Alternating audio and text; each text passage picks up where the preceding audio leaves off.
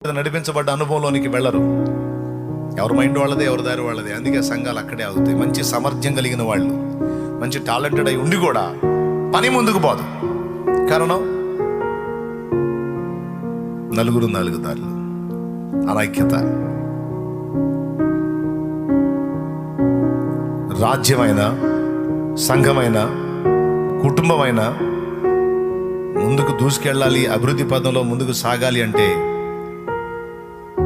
ఒకడు కాదు, ఒకడికి అందరూ సపోర్ట్ చేసి అనేక మంది కలిసి ఒక్కటే ప్రాణం అన్నట్టు ముందుకెళ్తే అప్పుడు విజయం.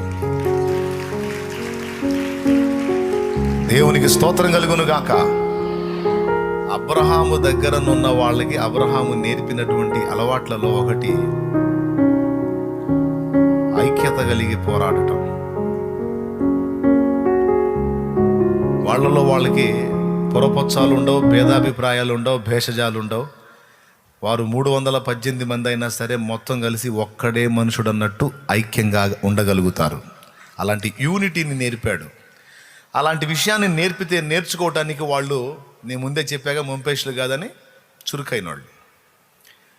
కొంతమందికి మనం అలా నేర్పడానికి ట్రై చేస్తే కొంతమంది మైండ్లో తీసుకుంటే కొంతమంది తీసుకోరు.